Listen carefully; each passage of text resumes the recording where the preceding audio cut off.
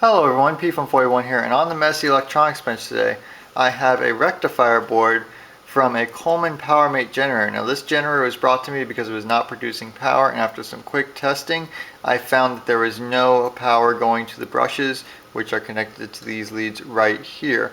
So I took it apart and I quickly found the problem.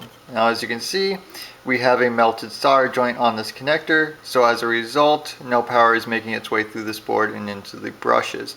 Now the purpose of this board is to rectify and smooth out the current that is being sent to the brushes, so if it fails you of course get no power to the brushes, no power to the rotor, and therefore no power out of the generator.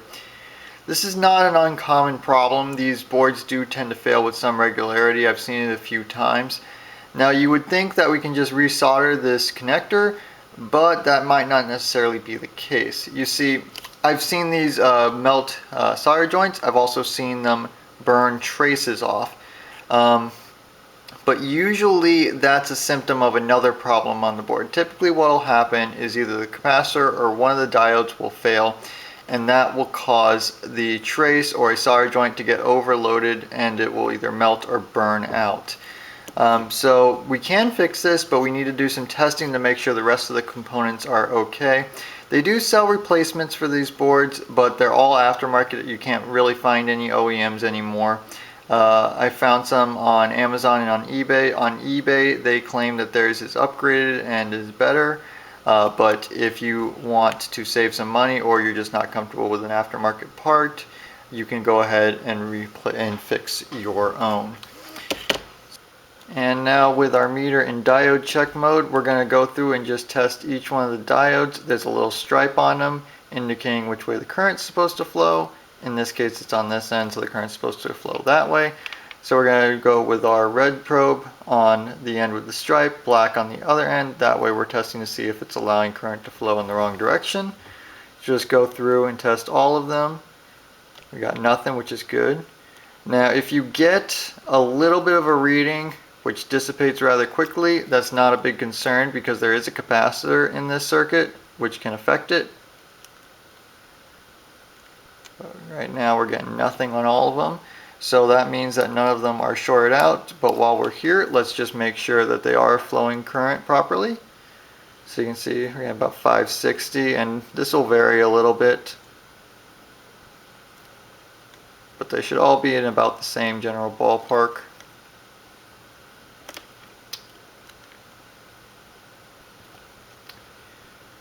So if your diode is shorted, it'll flow current in both directions. If it's open, it won't flow current in either direction. Now, but they can also get a really high reading on one of them, which means it's starting to get kind of weak. Now, if you've got problems with any of these diodes, just replace all of them. Diodes are cheap. There's no sense in only replacing one. So the next thing we want to check is the capacitor. Now, there is a rudimentary test we can do for the capacitor. The main thing is we want to know if it's shorted. So I'm going to just short these pins just to make sure that it's not just to make sure it's discharged. Now what we want to do is we're going to take our meter and we're going to put the probes with it in resistance mode. We're going to have to go up in resistance.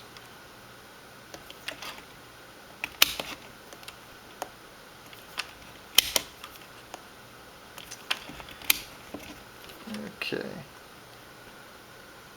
Now the actual numbers themselves are not important. What's important is that when you have the probes connected in one way, that the resistance is going down, and then when you connect them in the other way and you reverse the polarity, the resistance should go up. This means that the capacitor is charging and discharging.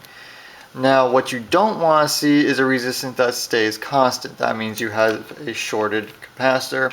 And then of course the top of the capacitor should be perfectly flat or slightly recessed in a little bit. If it's starting to bulge out and look a little bit puffy, then your capacitor is failing and you will need to replace it.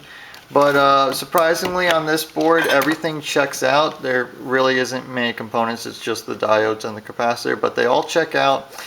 So it looks like this one was just the victim of vibration or just fatigue over time.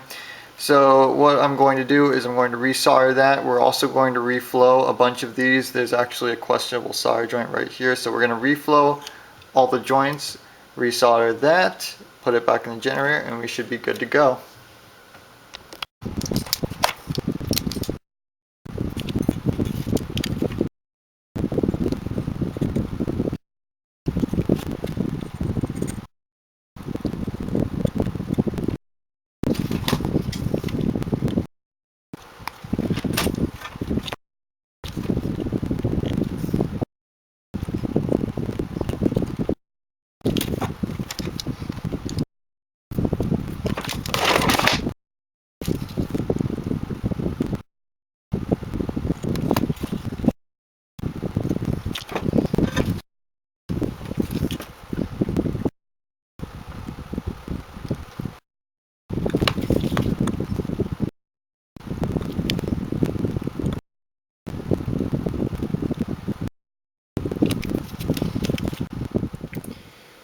So the board's all repaired now. As soon as I started trying to solder it, it became very apparent that the pad was damaged. It was lifting off the PCB. So instead I just ran a jumper wire, followed the trace to the next largest pad that I could find and attached it there. So this will now handle all of the current, so we don't have to worry about that failing again. And then I just went ahead and reflowed all of the solder joints just to make sure they're all nice and secure. So now we're ready to put this back on the generator and see if it works. So this is the generator. It's a Coleman Powermate 5000 watt. So our rectifier board will need to be installed into this cover, which will then be reinstalled onto the generator head, and then we can try it out. So we'll connect to the brushes first.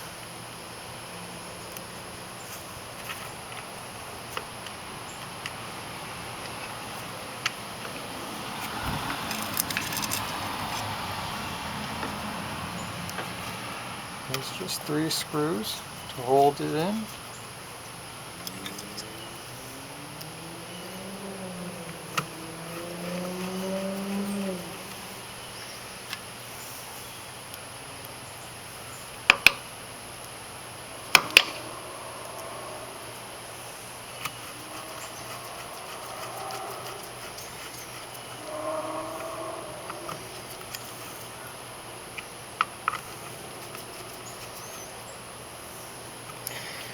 Before I install this, I'm going to go ahead and just add a little bit of synthetic grease into the bearing, because there's no other way or time to grease this, so I might as well do it while it's apart.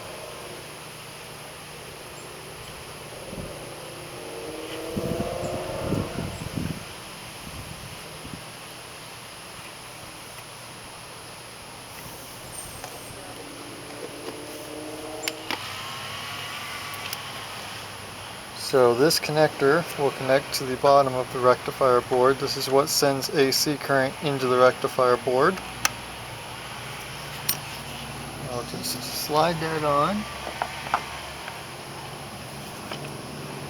Line it up with the center pilot with the bearing and place our bolts in.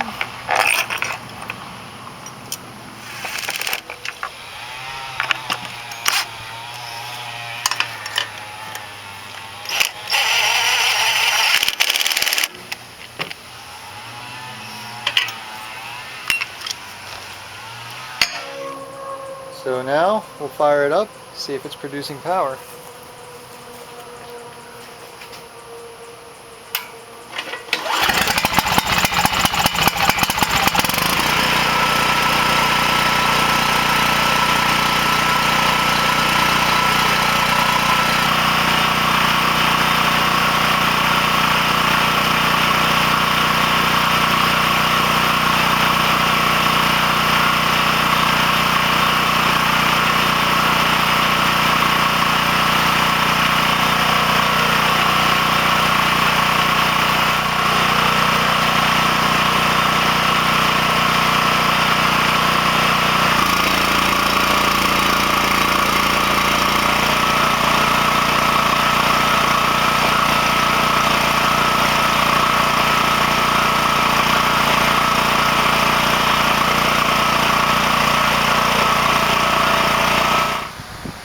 So the generator is now putting out power again the way it's supposed to.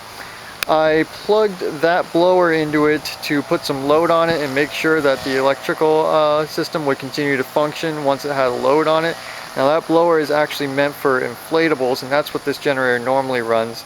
The reason it bogged down so badly for so long is because these blowers take a ton of power to get them spinning, but once they're up to speed, the generator is able to return to its normal RPM and function the way it's supposed to. So everything seems to be working properly now. Hopefully this helped you out. If you have any questions, comments, or concerns, leave them down below.